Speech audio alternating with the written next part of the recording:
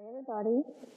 Welcome to today's webinar, Why Acquiring Knowledge in Perinatal Mental Health Matters When Serving My Community.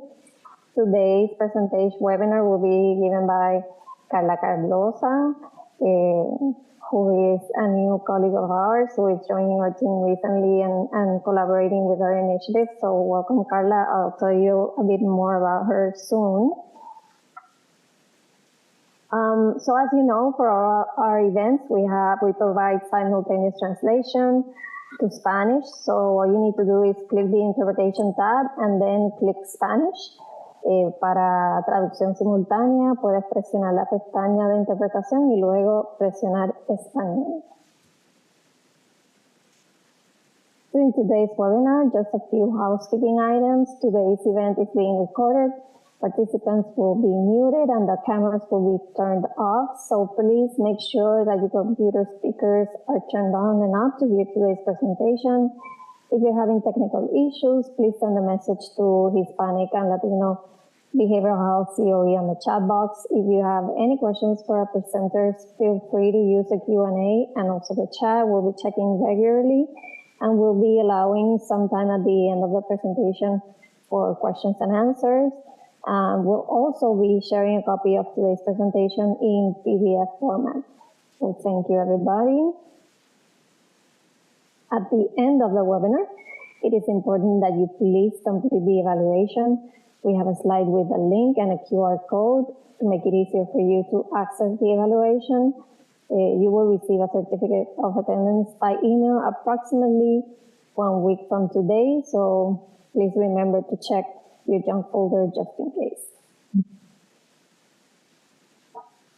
So as you know, our mission is to advance and support the sustainability of behavioral health by promoting community-driven, culturally grounded, and person-centered prevention, treatment, multiple pathways of recovery, and recovery supports for Hispanic and Latino communities.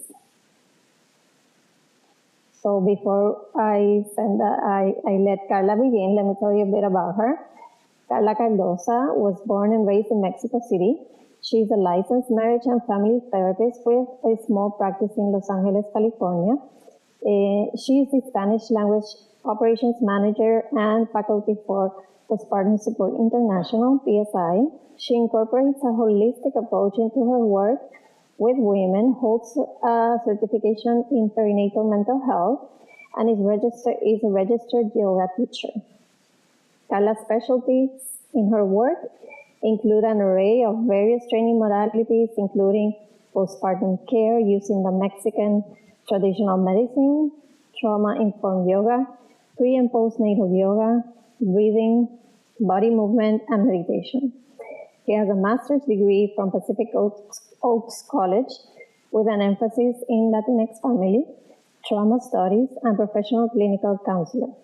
In addition, Carla is faculty with Maternal Mental Health now in Los Angeles and has participated in interviews for Mom and Mind, Latinx Therapy, Telemundo, Univision, y Unión Radio Maracay. So welcome. Thank you, Doris, for the warm welcome, and it's a pleasure to be here with all of you. I see some of you are already telling us where you're joining from, so saludos hasta New York, East Coast. I'm in the West Coast, so it's a pleasure being here. And it's also nice to see where part of the work that you do, working with perinatal, buenos días, buenas tardes. One of the things that is important for me is to acknowledge the land where I live and also where I'm working from. So I want to acknowledge that I work and provide training and work different various things. I'm a practice on the unceded native lands of Tonga, Chumash, Gabrielino, and Kish people, what is now known as Los Angeles, California. If you would like to know more about where you live and maybe learning about the native lands, you can go to that website that's posted in this link. Thank you, Doris. Doris already introduced me, but this is me. That's in my background, in the yard, in the backyard where I took this photo. I have a small private practice here in Los Angeles for quite a few years now, but most of my work is actually provided in Postpartum Support International, or also known as PSI. and providing training and assisting the different programs that provide direct services to families. Thank you. And I wouldn't be doing this work and being in front of you today without actually acknowledging and honoring my ancestors. For me, it's very important to honor the women in my lineage. My mother, who gave birth to me, obviously, and she became a mom because of me initially. I'm the oldest of my siblings. And she's also one of the oldest in her lineage as well. So I want to acknowledge my grandmas from both sides, maternal and paternal, and my great grandmothers and great great great grandmothers and the lineage behind them. Thank you. You probably have read the information when it was posted on the website and the information that you received from the Reese or someone else from her team. These are the main three objectives that we'd like to share with you, and I hope that you take away after my presentation today. So really describing, and there will be more than three, but at least you can learn and identify three potential risk factors that will impact the mental health of an individual, a mother, a father, in that perinatal period as they're becoming fathers or mothers, right, and parenting journey. And also identify two ways to implement a culturally sensitive approach into the work that you do with the families that you provide services to, as well as recommending three resources. What are three resources that you can take away, that you can identify, that you can provide to the families that you serve? What I'll be sharing with you today might be sensitive. I like to also use the word in Spanish, detonar. It might ignite something in you. It might present and manifest in your body. Okay, so the good thing about being here today virtually is that your camera is off. You may be wearing already your headphones so that you can walk away. You can step aside from the screen while still listening. Maybe jump, maybe take a glass of water, a sip of water, distress, wiggle your body. It is important that you take care of yourself, and not just today in this webinar. I really want to keep emphasizing and inviting you that you do this on a daily basis.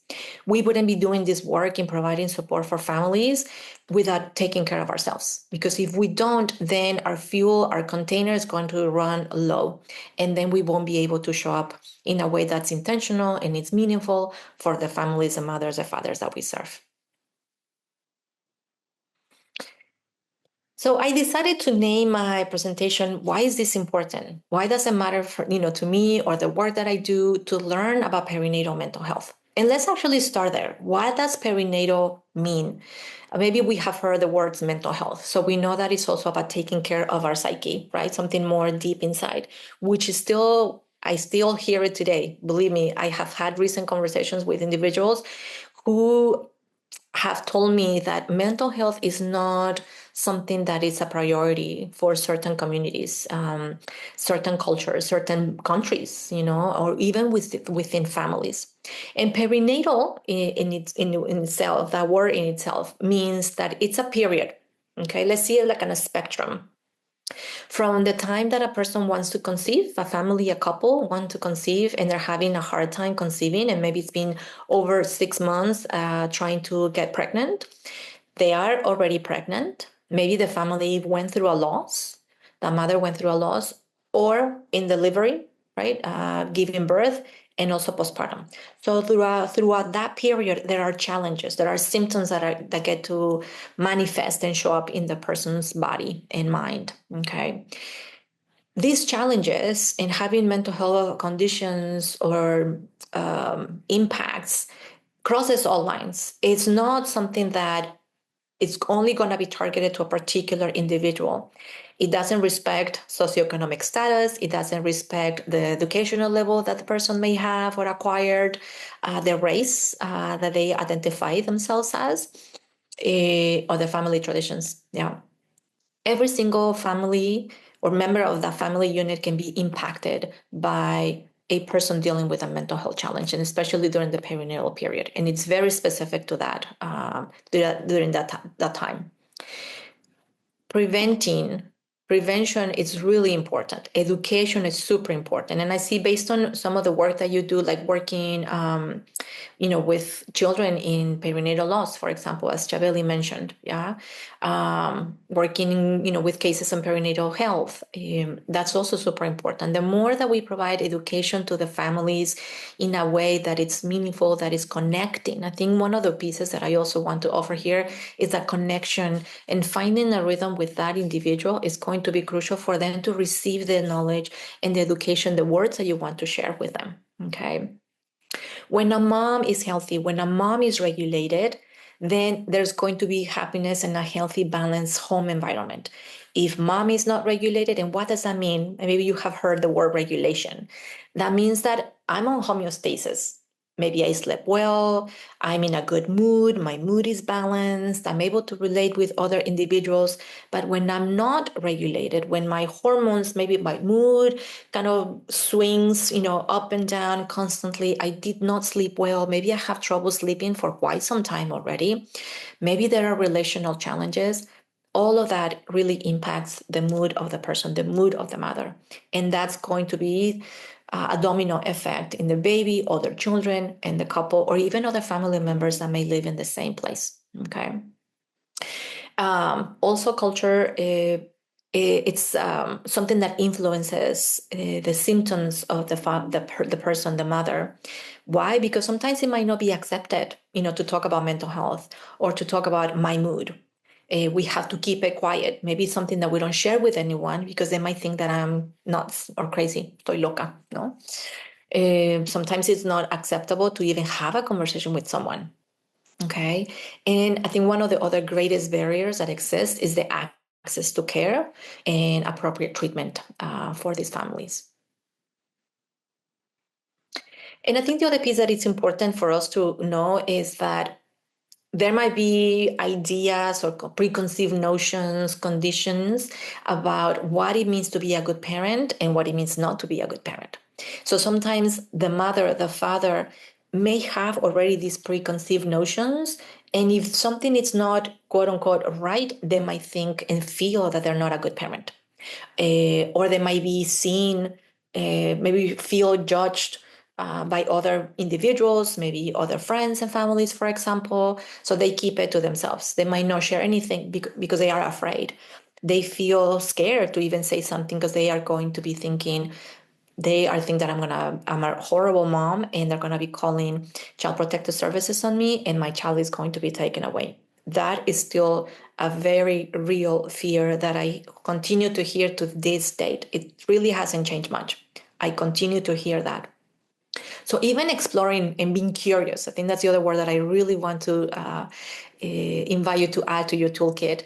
Let's be curious. Let's inquire. Let's be just opening up the conversation to even explore what ideas these families have about being a good parent, being a good mom. What is it to be a bad mom, right? Because sometimes that is also a self-critical aspect that could weigh in really heavily and also impact their mental health and their overall well-being.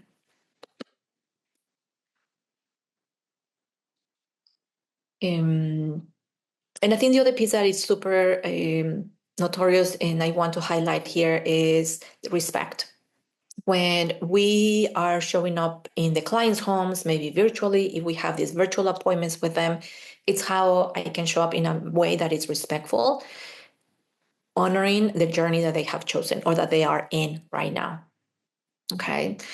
Working with this population in particular could mean various different things. Or we chose also to work with this population either based on a personal experience because we either were impacted by a perinatal mental health condition, whether we actually received a diagnosis and were treated, or maybe we, after reading information and learning, maybe we went through anxiety or depression ourselves. And I'll speak about those different challenges and disorders.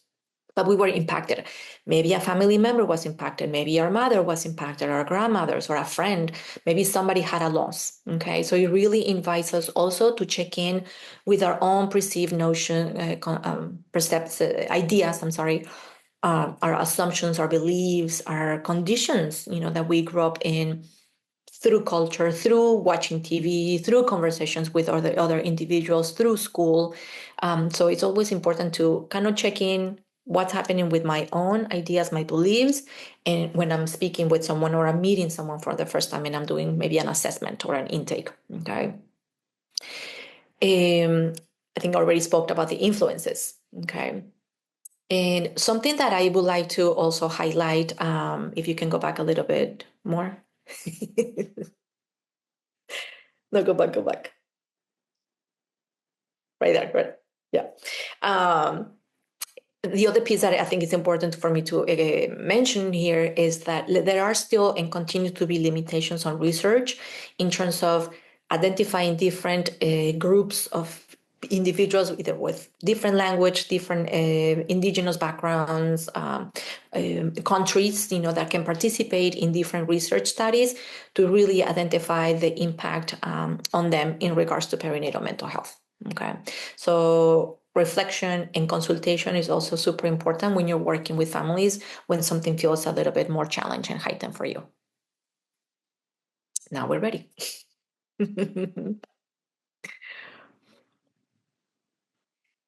I'm not sure if you have heard the name of Dr. Gabor Mate. There are many different individuals out there that speak on trauma.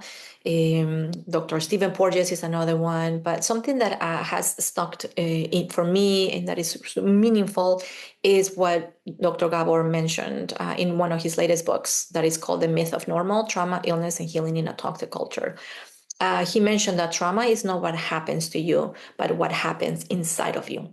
And I feel like we cannot work and be involved in perinatal work without actually also keeping in mind how trauma may manifest and trickle over time in a person's body, in a person's mind and life. Okay. A person can identify, and maybe you and I can identify multiple or some experiences that were traumatic. But maybe if the Reese had a similar experience, maybe her perspective is different than mine. And that doesn't mean that she's more traumatized than me. It just means that her perspective is unique. And it's also the trauma is in the eye of the beholder. And maybe part of our cognitive mind, more rational aspect can think or feel, oh, I'm over that. Like, ya no me molesta. I'm over that. That's it. I don't think about it anymore. But the body, in a more subconscious kind of internal way, it really remembers. So certain situations might be kind of heightened again, or something might be awakening to a certain extent, to say. So it is important that with proper support, right, we can identify where to send them to for support and assistance if needed. Okay. So now let's dive a little bit more in terms of prevalence and the risk factors in the perinatal period, and as well as what are some of the mental health challenges that can manifest. If we were allowed to have everyone's video, or at least your face or your name on, or even in the chat, you can say me. Who hasn't in this room, virtual room, has not had at least one experience that was traumatic, that was difficult, that was really scary or really heightened? All of us, maybe at some point, maybe had some or very little experiences. And some have had multiple events that were traumatic or very scary or adversities. Okay. And when we're learning about the impact of these adversities in the person's life, and if we go back to being a baby, it really changes the architecture of the developing brain. Okay. If you have taken some courses on neuroscience, or maybe you have been inquired about the developing brain, you might be able to understand some of these concepts. And I definitely encourage you to Google the work of the Dr. Daniel Siegel as well. But it really makes an impact in terms of how the baby is developing over time. So if we're thinking of a girl, right, as she gets older, and if she did not have a good relationship with her mother, all of that is going to be trickling down until she becomes an adult, and then she forms a family of her own. Sometimes within our family units, the importance or seeing a parent role model activities of self-care also are non-existent in our lives. We just continue working, we just continue doing, and there's no time to take a rest. Sometimes it might be seen as lazy, or eres una floja, for just taking a little break. Again, checking in with the biases and the beliefs that people may have. And the more adversities a person has had over their period of time, the greater the risk of developing mental health challenges and even substance use as well. And also not having a secure base, not feeling safe or being seen by a parent will also impact the bonding between the mother and the baby or the father and the baby. We may not have time, and I want to invite you to go to Google and search Alberta Family Wellness Initiative. You can watch a short video on how the brains are built. So that's what I wanted to, portray in this photo right here. Whenever there is neglect by one of the parents, maybe scolding someone, all those non-verbal gestures and the body language really are perceived by the entire body. Okay. Whenever there's abuse of different and various types, really are damaging the pathways, okay, for a healthy relationship. And if you can see on the left-hand side, there is a tiny person, right, who's alone. So whenever we don't have the proper support, it may seem impossible to actually go over those obstacles to get to a place that might feel like a light at the end of the tunnel. And the person might feel like, why continue, right? So, and other problems may arise as well in their life. 1 in 5 to 7 mothers will experience a mental health challenge in their life as a new moms. And even if they did have one child and maybe they didn't have any symptoms and maybe that transition to motherhood seems smoothly, but maybe it can happen with the second or the third child as well. Why? Because our circumstances might be different then than it was with the first child. Fathers are not exempt. Men are also important in creating a family, in creating a baby. Okay. So 1 in 10 fathers may also experience paternal depression. Out of 1 to 2, for between 1 and 2 out of 1,000 births that may take place, a mother may experience postpartum psychosis. Okay, that's a rare, almost rare situation in mental health. But what's important for you to know is that it is preventable and that is treatable as well. Okay. About between 70 to 100% of individuals, so women in particular, and also their partners, can have intrusive thoughts. And that's very different. And that's why I want to invite you to other trainings to learn more about it. All of us here can have intrusive thoughts constantly, but the difference is that there is a difference between the action. It's just a thought. I don't have the action and the intention to actually commit that action. Okay, it's just something that comes in, kind of flashes and makes me feel triggered or heightened, but then I know it's just a thought and then kind of goes away. Okay. And the other piece that is important to know is that between 10 to 15% of the pregnancies that take place will end in miscarriage or will be terminated spontaneously, and 1% may be stillbirth. And something that I was reading recently and that continues, unfortunately, to take place is that there are minimal resources. There's still work to be done to prevent maternal mortality, which it has decreased a little bit, but also to provide the adequate support and resources for many of the families, mothers, parents, and families to receive maternal mental health support so that more children are developing healthily. And over time, it can be less cost effective because whenever maternal mental health challenges are not treatable, then there is higher expenses that take place in the States as well, in overall as a nation. Jorge, I want to answer your question. I'm going to wait until I get to that section when I talk about different disorders to explain a little bit more. Okay. So these are some of the different adversities. Maybe some are familiar to you. Maybe you have heard some of these adversities. And these adversities can impact our overall wellness. When I treat, or when I'm even training and providing training to the volunteers that I manage, I want to think about layers, okay, of wellness. Our physical, this physical body, okay, our mental, emotional body, but also our spiritual aspect as well, something more deeper inside of us, even energetically body as well. So if we endure physical abuse, emotional abuse, sexual abuse, that's one layer, right, of adversity. Maybe one of our parents, we saw our parents using drugs or using alcohol, constantly becoming alcoholic, right, or drinking constantly. Maybe one of the parents was taken away, was incarcerated. We were neglected by one of the parents. Maybe one parent was absent due to moving to another city, moving to another country per se.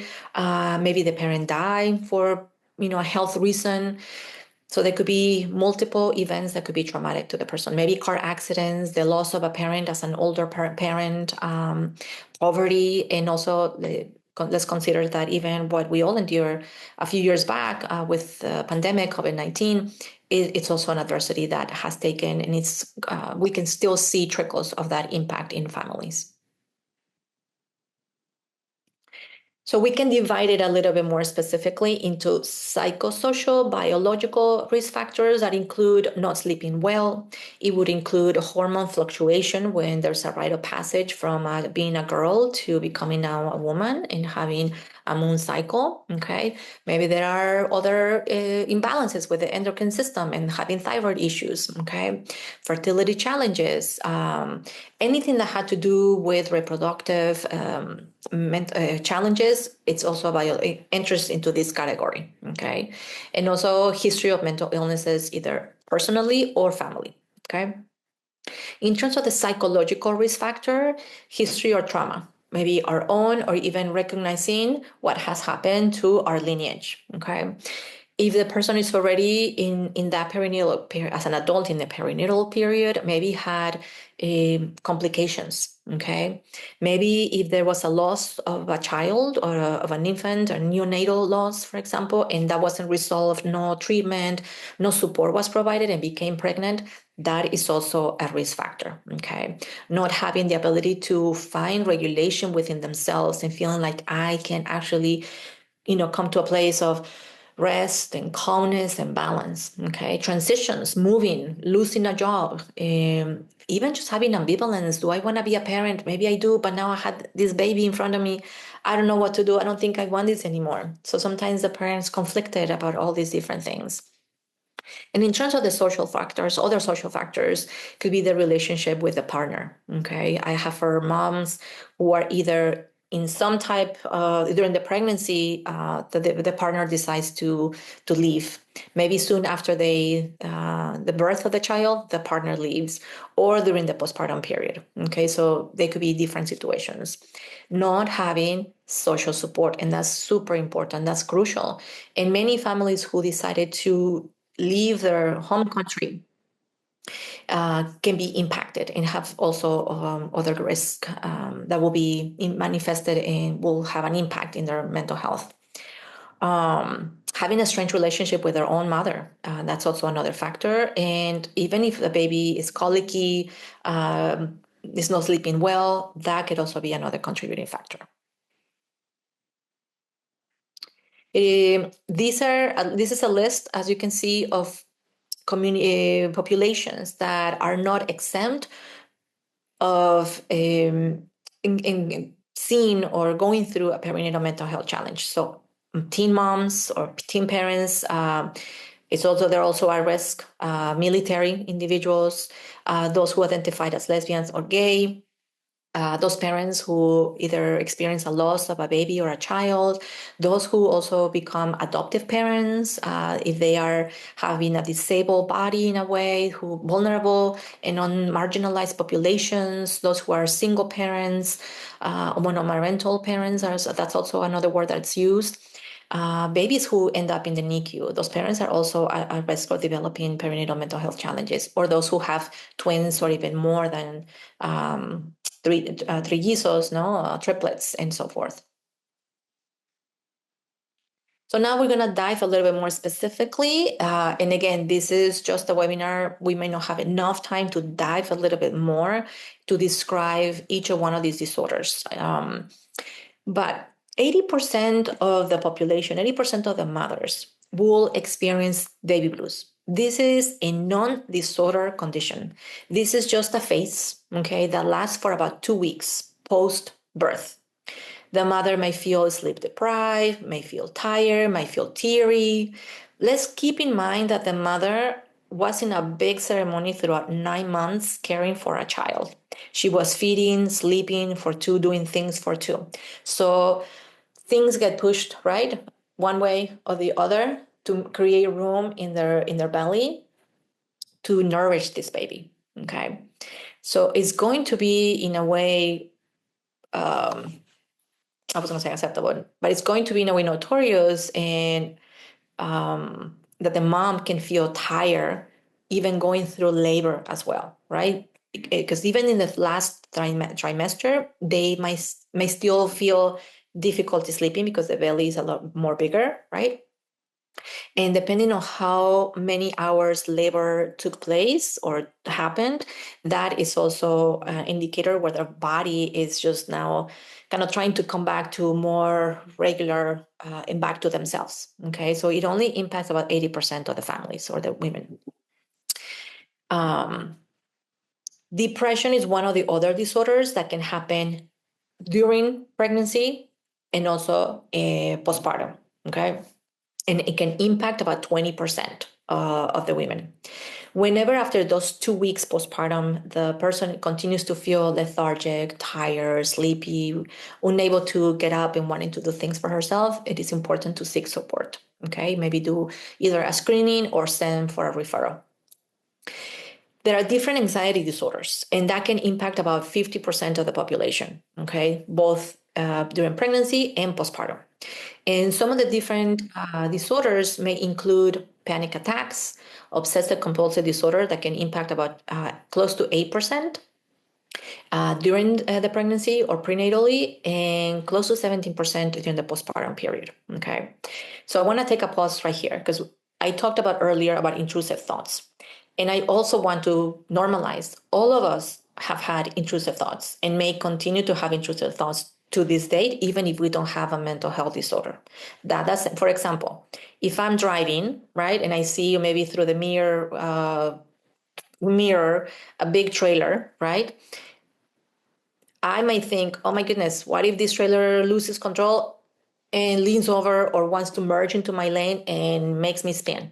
That's an intrusive thought, but that doesn't mean that is actually taking place. Yeah. So when moms have told you, maybe they have, I know they have said that to me, when they have intrusive thoughts about, for example, dropping their baby or not being able to go down the stairs holding their baby, that maybe they didn't clean a bottle, for example, right?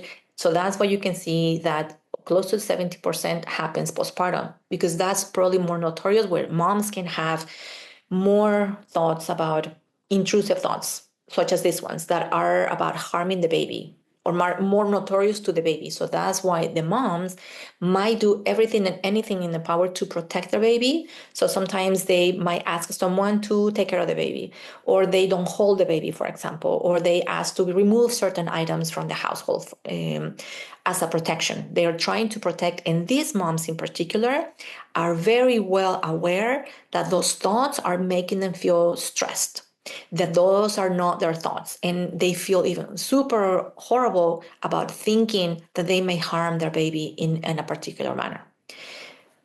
The difference with someone who is experiencing depression and they're having thoughts of suicide, one, it's important that you have something in place, a protocol in place to know what to do when there's a suicidal situation, or maybe the person is having an intent and a plan. Okay. Today, we don't have enough time to go into more details about that. But the person who is experiencing depression, they are feeling like there's nothing here in this world for them to continue living. Okay, and they may have a plan and an intent to commit that action. Yes, that thought of ending their life and hurting themselves. So that's one of the difference when someone may have an intrusive thoughts versus actually having suicidal ideation. Okay. But the other piece that's important to stress here, and I'm going to jump a little bit from the traumatic stress disorder, also because it's somewhat aligned with bipolar disorders, or actually psychosis, which can happen in 1 to 2 out of 1,000 birds, is that the person may lose touch with reality. And the person may not recognize that, saying, oh, maybe you see my babies, their eyes are glowing and they're speaking to me and they're telling me all these different things. So that person might not be 100% aware that those thoughts are not herself, and that there's actually something else that need to be evaluated, and that is important to take to a doctor, to the hospital for further evaluation. Okay. So let me go back a little bit in terms of the other disorder that may happen within the anxiety disorders, which is birth post-traumatic stress disorder, but also PTSD, right? That may take place about 3% during the postpartum period. So the person may have flashbacks because they felt that the birth did not go as they planned. Maybe they felt like there was a tear. Maybe they spent a longer periods of time, or it was a really long labor period for them. So there could be multiple situations that could be very triggering for them. Okay. And the bipolar disorders, those are the mood swings that the person may have, and they're divided into 2 different types. And oftentimes, bipolar disorders are first diagnosed in postpartum. The person might not know that they probably have lived with certain symptoms of bipolar disorder. So when it is important to ask questions and be curious about their wellness, how have you slept, throughout your years? Do you take breaks, after work? And if they're constantly kind of working, doing, they might not know that they probably have been having had a manic episode where they're constantly like on the go, and they feel that sleep is not important. So I can tell you that you all here can prescribe sleep. Sleep is one of the number one treatments and recommendations that you can give to everyone. Our sleep is necessary. It's super important for our overall wellness, the functioning of our entire body. Okay. And one of the other new kind of disorders that I was reading before, just recently, is maternal dysthymia. Okay, so dysthymia is, these symptoms where someone feels really low, okay, for a period of time, but usually the mood is pretty low for at least 2 years. Okay, so that could be something that is just brand new that is coming up. But we also talk about dysthymia in the other presentations that we do for longer periods of time, or a little lengthier. Okay. I hope that answered your question, Jorge. So in this slide, I want to provide to all of you just some practices, some tools, a menu of wellness. You're very welcome. Of what is it that you can do? What can you offer to the moms? Okay. So one, which I forgot to add here, is sleep. Okay. So take that away as well with you. Sleep is definitely something important to highlight with families. Nowadays, with technology, we get distracted. So sometimes our screen, whether it's an actual computer, but on our phone, we're constantly like this, right? And we can easily spend 20 minutes or more just browsing content. So if we can be intentional to set a timer or a post-it, or however you would like to present it to your clients and even to us, all of us, right? And say, okay, that's it. I'm going to take a quick break. I'm going to put my phone aside. I'm going to shake. And I definitely want to invite you to even do 1 minute sitting in stillness. It's not easy to be in stillness. Why? Because our factory, our mind, is going to be constantly fabricating, oh, but I need to do that. Oh, and I need to do this. Oh, and what about that? I need to know all of this. It's okay. The mind is constantly working. What the difference is how I'm actually choosing to give energy and attention to the thoughts. And you can say, oh, yeah, that's right. I'll be back to you. let me stay here with myself for 3 more cycles of breath, right? Just to really feel like an ebb and flow of wellness and nourishment to ourselves. Okay. So be curious. I already mentioned that. Be curious and ask questions about family dynamics, family traditions. What was the importance of wellness in their family? Did they talked about emotions, or how did they take care of themselves, or a parent or a caregiver, if they felt scared or sad or angry? What was that for them? Rites of passages, for different individuals, both girls and boys, right? And even just practices about, connection with religions or faith-based practices. And I forgot to delete that word right there, Doris.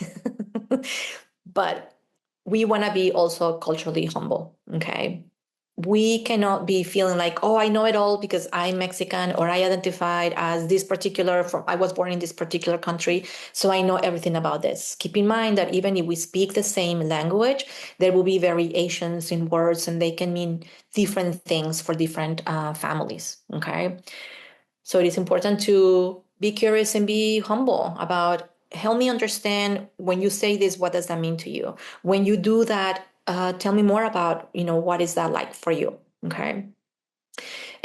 All of us maybe are working in different parts of the country. So what are some of the resources locally that are available? Whether are, let's say, WIC offices, for example, right? Women, infant, children places. Maybe recreational parks that offer free resources to the community, libraries, for example. If you are in Puerto Rico, or other places where ocean or rivers are available, connection with nature. What's important is to find a connection with something. Okay, so research is definitely showing that when we are connected to nature, whether it's looking outside a tree, feeling breeze, maybe walking barefoot, even just having on our phone, maybe the screen, the face, it's a tree or is multiple photos of nature, that can also have a sense of connection to something else that can bring me some groundiness, can bring me a piece of sense of being rooted in the moment, in the present moment. Movement. It doesn't have to be necessarily going to the gym and paying for a membership. It can be as easy as a brisk walk. It could be as easy as just shaking the body, jumping, bouncing. Okay. I think I already said dancing, right? Play your favorite song and groove, whether you like salsa, merengue, cumbia.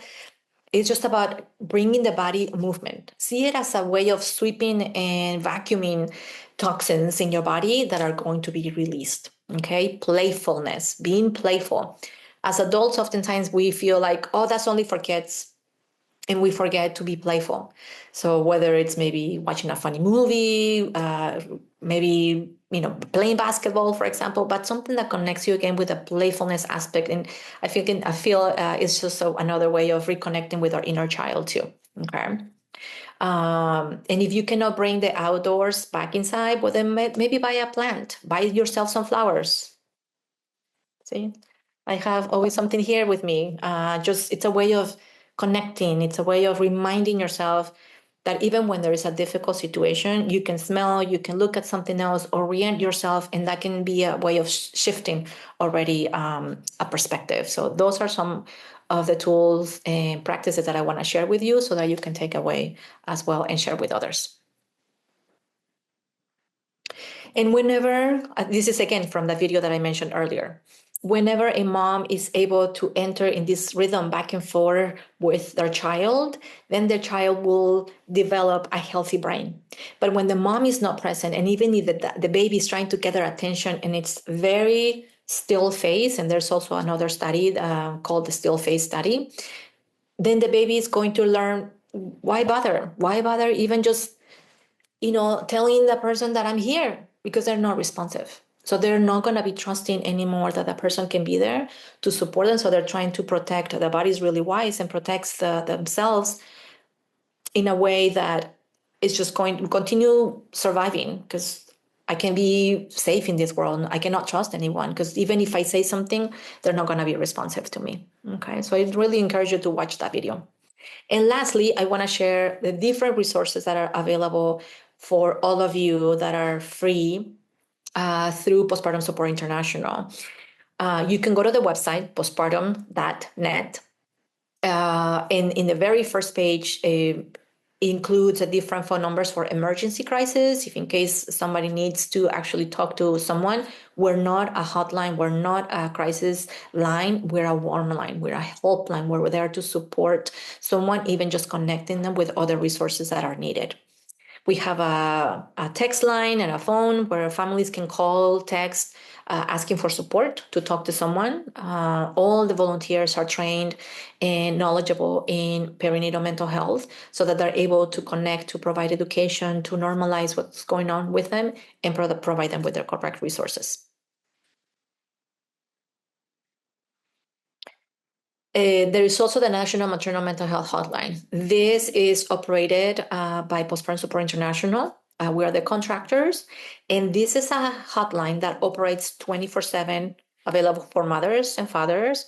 There is also interpretation in over 60 languages, and they can call that phone number, 1-833-TLC-MAMA.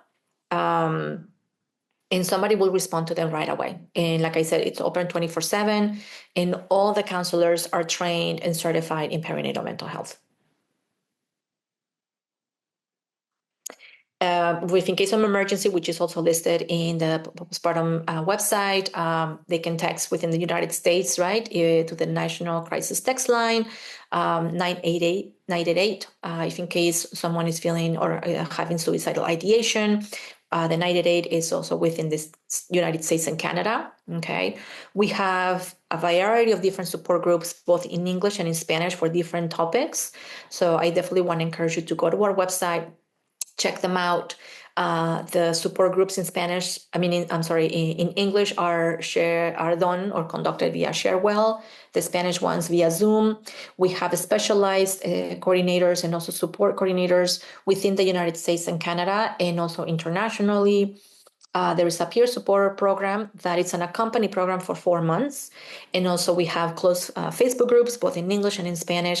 And those who are providers, and if they are, maybe the mom, you can support the mom if maybe their OBGYN doctor or family practitioner recommended medication, but it's not maybe sitting well with the person.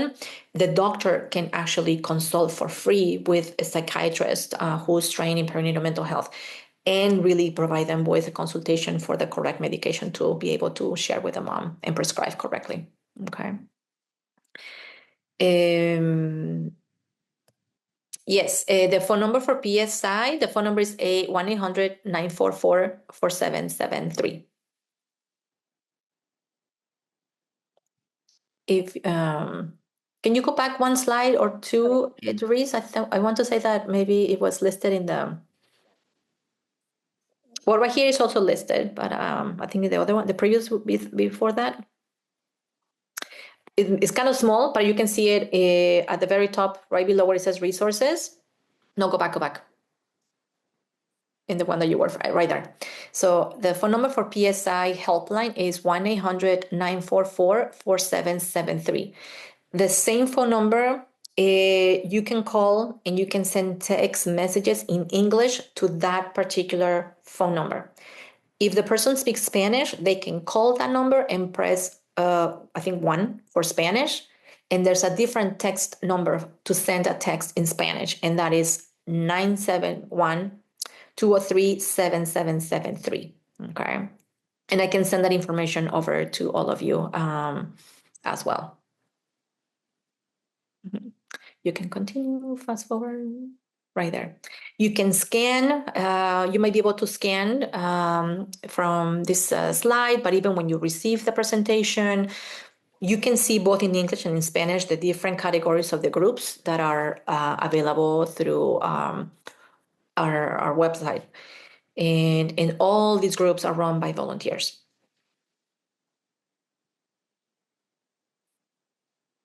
For those moms who may not be yet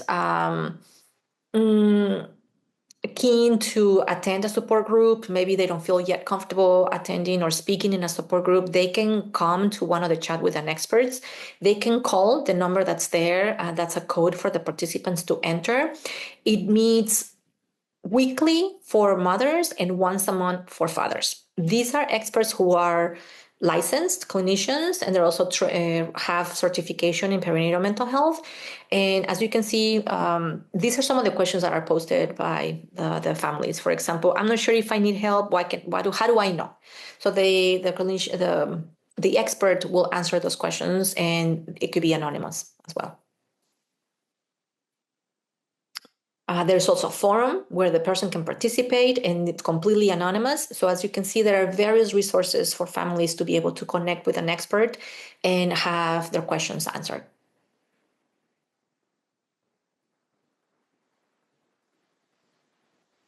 You can move the slide. All of you can also go to our website under resources. There is educational materials that you can download and print so that you can pass it to other families. In this one in particular, you can download through Canva and personalize it with your logo, depending on the location where you work, your contact information, and it's both available in English and in Spanish so that it describes the different disorders that are available. What are some of the symptoms that they may manifest or they may present? Also include some of the risk factors, but also the options for treatment. And for all of you, I definitely want to invite you in May through the Alliance, PSI. We are conducting once again our campaign or our forum to celebrate for the entire week the World Maternal Mental Health Day. So throughout the May 5th through the 9th, we will have a forum in Spanish, but most likely there will be subtitles in English. So we will have an array of different workshops for families, but also conversations for professionals in various different topics related to perinatal mental health. So that's an invitation for all of you. And today, in particular, there will be a conversation with one of our volunteers who facilitates one of the support groups for moms who are, new to the country, who are going through a certain process here in the country, and what it means in the perinatal mental health period. So this is free. You can go to the YouTube channel, the different channels of the Alliance, if you would like to participate and listen to this conversation today. Julieta is asking, what is it? Great, this is support for the support. Yes. So if in case one of the families or a mother comes to the patients forum or chat with an expert, if they would like to receive support or they acknowledge, okay, yeah, maybe I need additional support, they can fill out one of the online forms through the website, our website. Their information is confidential, even though they might have to provide a phone number, an email perhaps, or even their first name. One of the volunteers or specialized coordinator or support coordinator will contact that person to either assess what are the needs and provide the resources or the referrals that are needed.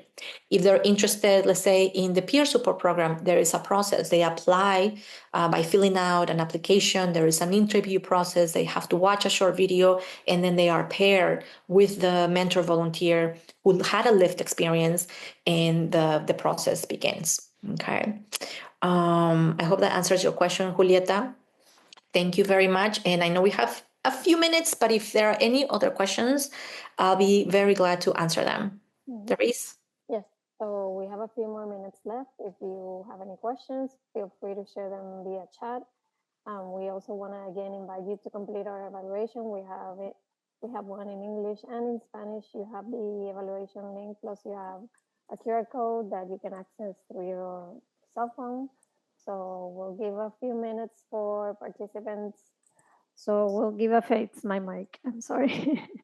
So there you go. A few minutes for participants to complete the evaluation and also ask questions if you have any. Mm-hmm.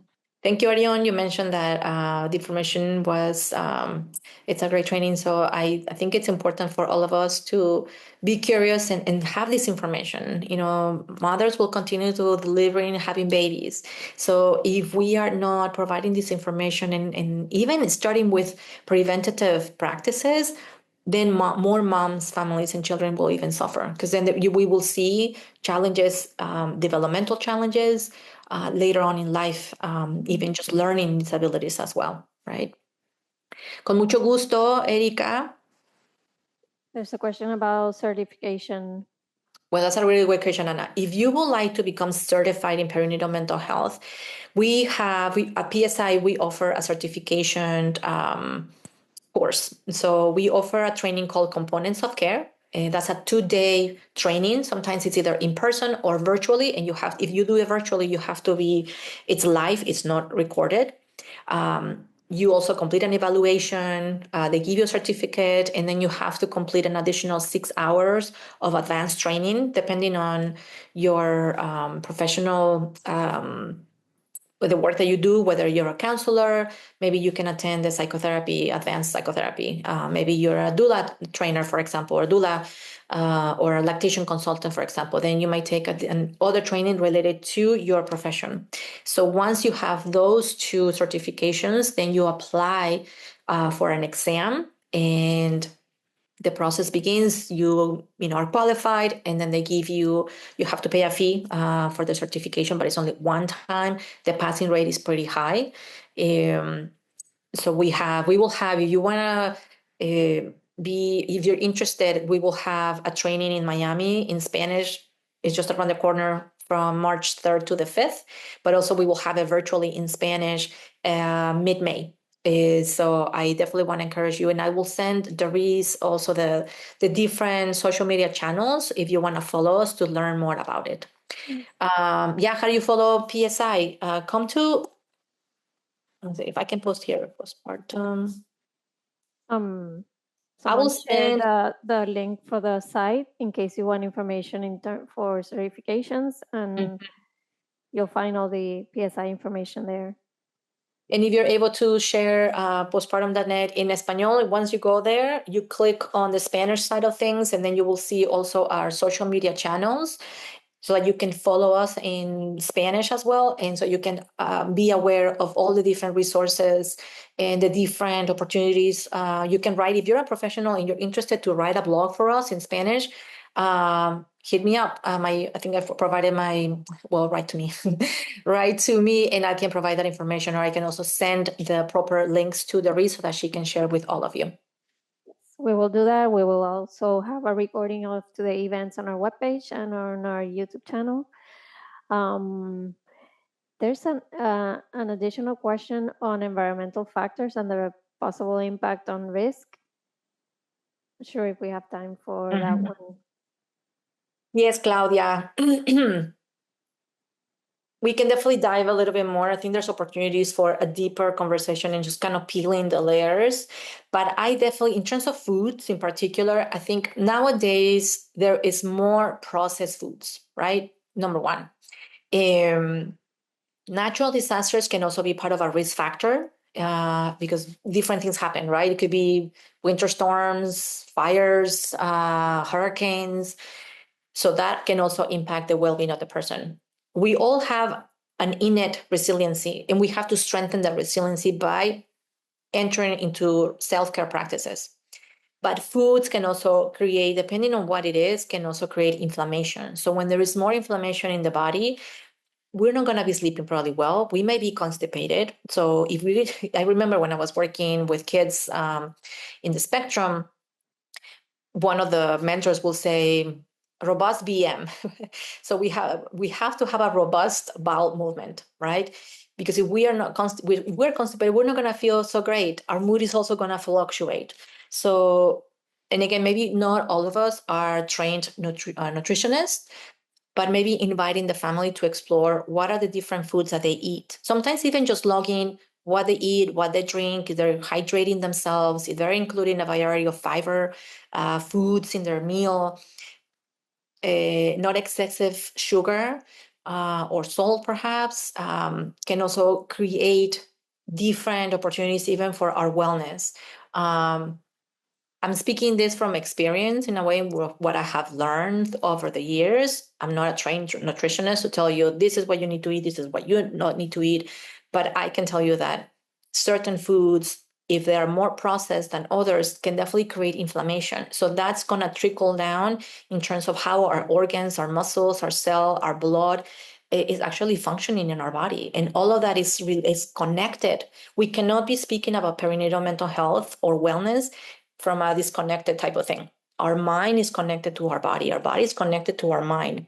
So there is this intricate relationship that happens. So whenever there is more stress, there's more cortisol. So see it as this cascade, or hormones kind of flowing, kind of bombarding our throat, our chest, our lungs, our heart, our digestive system, and then kind of going up. So all of that, it really plays a factor in our regulation, how we face a challenge from a different perspective, but also the choices that I eat, choose when I'm eating if I'm stressed, right? So it's all about having a balance and finding a rhythm. I hope that answers your question, Claudia. Dice Erika, ¿cómo poder obtener la información para ser certificada? Ok, creo que muy bien. I will share, ya la información se compartió. Muy bien. Any other questions that you see around there, Therese? Entonces, muchos thank yous, muchas gracias. Claro, Lourdes, es un gusto compartir esto con ustedes.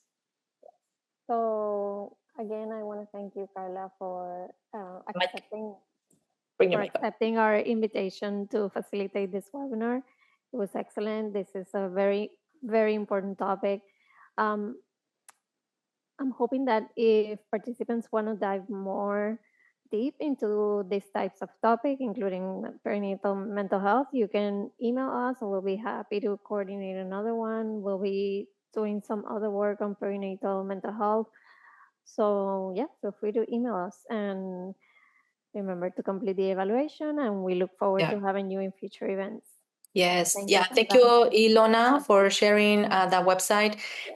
We can definitely dive. I'm very intrigued because that's also part of the work that I have done in terms of reconnecting again, relearning our foods, right? That were passed or were part of our traditions, from our lineages, and that due to different factors either have been forgotten or we have seen as less important. So nature is one of them. Connecting with the herbitas, certain teas might be beneficial as well.